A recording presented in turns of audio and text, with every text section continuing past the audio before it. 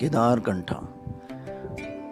दोस्तों, उत्तराखंड राज्य के उत्तरकाशी ज़िले में हिमालय की सिंगटूर रेंज में गोविंद वाइल्ड लाइफ सेंचुरी में ही 12,500 फुट ऊंची चोटी पर स्थित केदारकंठा। शाब्दिक अर्थ की बात करें तो केदारकंठा को भगवान शिव का गला भी कहा गया है। केदार मतलब शिव व कंठ मतलब गला। यह भी कहा गया है कि आसपास के लोग, आसपास के गांव में रहने वाले लोग इस मंदिर में अपना विशेष श्रद्धा, विशेष आस्था, विश्वास रखते हैं। लुधियाना से सुबह 5 बजे चलकर हम वाया अम्बाला और पौंटा साहब होते हुए देहरादून से लंच करने के बाद हम शाम 4:30 पौने 5 बजे के लगभग संकरी पहुंच गए।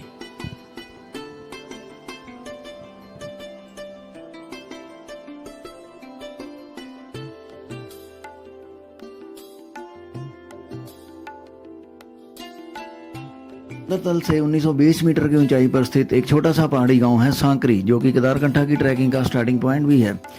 रात गाइड की ब्रीफिंग और एक अच्छी नींद के बाद हम सुबह 8 सवा 8 बजे ट्रैकिंग शुरू कर चुके थे। 1 किलोमीटर चलने पर ही थकान ने अपना असर दिखाना शुरू कर दिया और 2 घंटे के लगभग चढ़ाई के बाद हम पहले टी पॉइंट पर पहुंचे, चाय पी, कुछ यादें कैमरे में कैद की व फिर से चल पड़े। वापस आने वाले ट्रैकर्स से मीटिंग रेटिंग रास्ता भर होती रही और इसी तरह तीखी ढलानों को पार करते हम काफ़ी ऊंचाई पर आ पहुंचे और चलते चलते इसी तरह बर्फ के क्षेत्र में भी पहुंच गए। कितने पहुंच गए भाजी ਆਪਾਂ? ਹੁਣ ਅਸੀਂ ਤੁਰੇ ਸੀ ਜੀ 10 ਵਜੇ ਉੱਥੋਂ सांकरी ਤੋਂ। सांकरी ਤੇ ਹੁਣ ਇੱਥੋਂ ਰਹਿ ਗਿਆ ਜੂਦਾ ਦਾ ਤਲਾਬ 2 ਕਿਲੋਮੀਟਰ ਰਹਿ ਗਿਆ। ਠੀਕ ਹੈ ਜੀ। ਉਹ केदारकंठा ਦੀ ਚੜਾਈ ਵਾਸਤੇ। ਹਾਂ, केदारकंठा ਚੜਾਈ ਵਾਸਤੇ। ਪੁਆਇੰਟ ਬੜਾ ਖੂਬਸੂਰਤ ਹੈ ਜੀ, ਇਹਦੇ ਬਾਰੇ ਦੱਸੋ। ਨਜ਼ਾਰਾ ਜੀ, ਖੂਬਸੂਰਤੀ ਬਹੁਤ। ਅੱਜ ਭੀੜ ਹੀ ਨਹੀਂ ਹੈਗੀ ਇੱਥੇ। ਠੀਕ ਹੈ ਜੀ।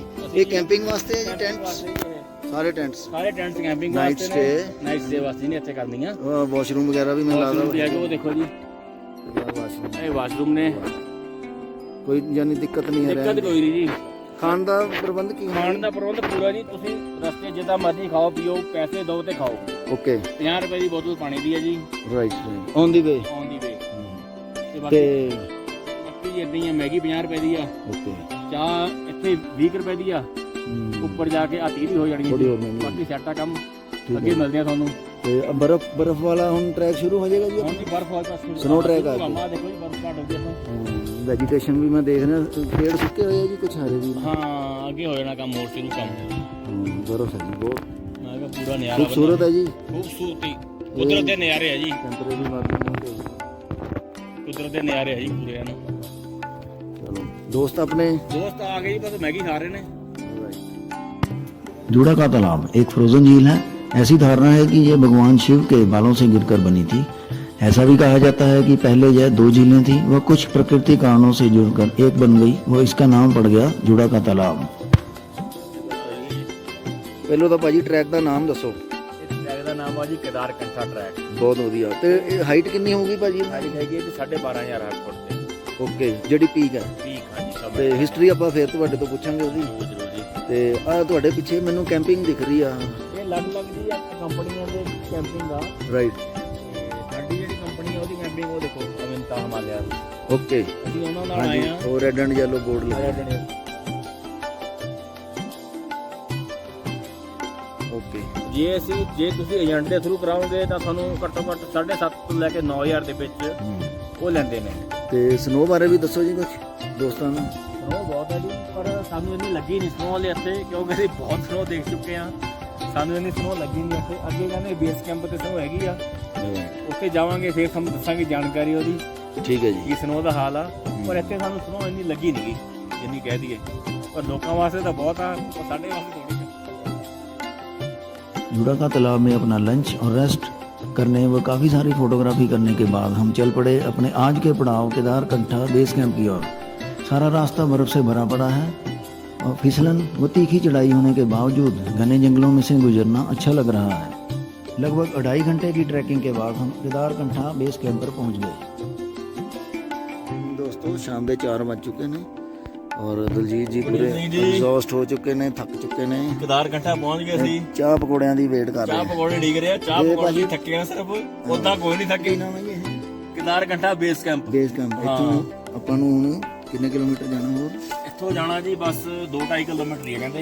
ਰਾਈਟ, ਮੈਂ ਤੁਹਾਨੂੰ ਬਾਹਰਲਾ ਵਿਊ ਵੀ ਦਿਖਾਉਂਦਾ। ਹਾਂਜੀ ਦਲਜੀਤ ਜੀ, ਸਤਿ ਸ੍ਰੀ ਅਕਾਲ ਜੀ, ਕੀ ਹਾਲ ਹੈ ਸਤਿ ਸ਼੍ਰੀ ਅਕਾਲ, ਜੀ? ਠੀਕ ਹੈ ਜੀ। ਠੀਕ ਹੋ? ਕਿੰਨੇ ਵਜ ਗਏ ਭਾਜੀ? ਬਾਜੀ ਜੀ 5:15 ਹੋ ਗਏ ਜੀ। 5:15 ਸ਼ਾਮ ਦੇ। ਹਾਂ ਓਹੋ, ਮੈਂ ਬਹੁਤ ਦੇਖ ਰਿਹਾ ਜੀ, ਹਾਂਜੀ, ਬਰਫ਼ ਕਮਾਲ ਹੈ ਇੱਥੇ। ਬਰਫ਼ ਕਮਾਲ। ਹਵਾ ਠੰਡੀ ਹੋ ਟੈਂਟ ਚੁੱਕੀ ਲੱਗਿਆ ਹੈ ਜੀ, ਦੇਖੋ ਜੀ ਜੀ ਜੀ। ਆ ਸਾਡੇ ਆ ਟੈਂਟ ਨੇ। 1 2 3 4। ਓਕੇ, ਕੈਂਪਿੰਗ ਸਾਈਟ ਆ ਜਿਹੜੀ ਆਪਣੀ। Kitchen well. ਤੇ ਉਹ ਸੈਬੀ ਜੀ ਤੇ ਕੀ ਨਾਮ ਉਹਨਾਂ ਦਾ, ਬਖਸ਼ੀ ਸਾਹਿਬ, ਇਹ ਚਾਹ ਪੀ ਰਹੇ ਨੇ ਜੀ। ਮੈਂ ਕਿਹਾ ਬੁੱਲੇ ਲੁੱਟਦੇ ਪਏ, ਨਜ਼ਾਰੇ ਭਾਜੀ। ਇਹ ਬੇਸ ਕੈਂਪ ਆ ਭਾਜੀ ਜੀ। ਮੈਂ ਦੇਖ ਰਿਹਾ ਕੈਂਪਿੰਗ ਤੋਂ ਇਲਾਵਾ ਵੀ ਮਤਲਬ ਸਨਸੈਟ ਦਾ ਟਾਈਮ ਹੈ। ਪੂਰਾ ਨਜ਼ਾਰਾ ਜੀ, ਪੂਰਾ ਨਜ਼ਾਰਾ ਦੇਖੋ ਤਾਂ। ਵਾਹ। ਦੇਖੋ ਨਜ਼ਾਰਾ। ਹਾਂ, ਉਸ ਸਾਈਡ ਹੈ ਨਾ। ਹਾਂ, ਕੇਦਾਰ ਘੰਟਾ ਆਹਾ। Base camp. ਓਕੇ, ਬੇਸ ਇਹਦੀ ਕੈਂਪ। ਹਾਈਟ ਹੈਗੀ ਹੈ ਜੀ 10,500 ਫੀਟ ਤੇ। ਓਕੇ ਓਕੇ, ਹਾਂ, ਠੀਕ ਹੈ ਜੀ। ਉਹ ਚੋਟੀਆਂ ਬਾਰੇ ਵੀ ਦੱਸੋ ਜੀ। ਉਹ ਕਹਿ ਰਹੇ ਨੇ ਕਿ ਸਾਡੇ ਜਿਹੜੇ ਗਾਈਡ ਨੇ ਦੱਸਦੇ ਨੇ, ਕਹਿੰਦੇ ਇਹ ਸਵਰਗ ਰੋਣੀ ਦੀਆਂ ਆ ਚੋਟੀਆਂ ਨੇ। ਓਹ ਹਾਂ, ਬਹੁਤ बढ़िया। ਬਾਕੀ ਗਾਈਡਾਂ ਨੂੰ ਜ਼ਿਆਦਾ ਪਤਾ, ਸਾਨੂੰ ਤਾਂ ਕੋਈ ਪਤਾ नहीं करते। टेंट में रेस्ट करने व इतनी ऊंचाई पर स्नैक्स के आनंद के साथ साथ छिपते सूर्य की लालिमा व चांद की हल्की चांदनी ने हमें भाव विभोर कर दिया। इन पलों को समेटने के लिए हम केवल और केवल कैमरे का सहारा ले सकते थे। रात का तापमान -3 डिग्री तक गिर चुका था और बाहर मिल्की वे बहुत ही खूबसूरत दिखाई दे रहा था।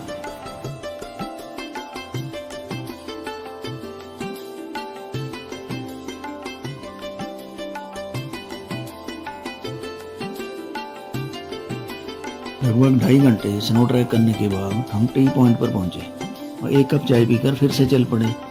रास्ते में गाइड ने जंगली जानवरों जैसे लोमड़ी व भालू के पैरों के निशान भी दिखाए व कभी कभी आवाज़ भी सुनाई दे रही थी। वातावरण बड़ा ही भयानक व रोमांचकारी था। पाँव फटने तक हम केदारकंठा चोटी पर पहुंच चुके थे। Finally we witnessed a beautiful sunrise at Kedarkantha peak.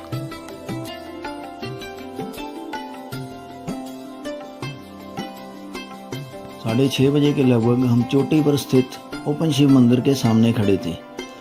Sunrise capture करने के लिए वहीं पर टाइम लैप्स मोड में कैमरा फिट किया। यहाँ तापमान -13 डिग्री था। अब तक बाइटिंग कोल्ड मैंने पड़ा था, लेकिन अब सह रहा था। असहनीय तेज सर्द हवाएं चल रही थी और सूरज के उगते ही जैसे सारा आलम ही बदल गया।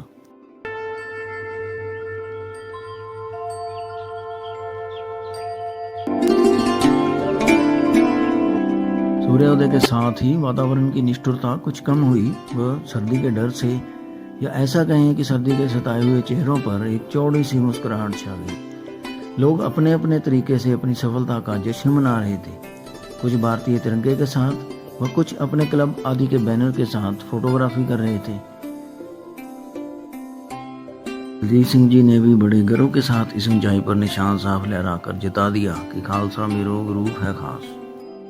अब हमें बेस कैंप की तरफ कूच करना था।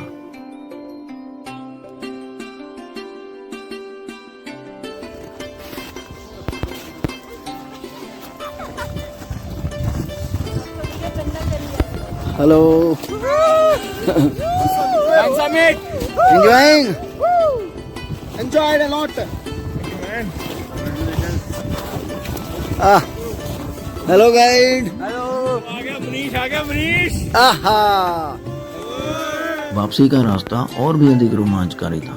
थोड़ा चलने पर ही हमें बर्फ की ढलान पर स्लाइड करने का मौका मिला, जो कि एक रोलर कोस्टर राइड की तरह था।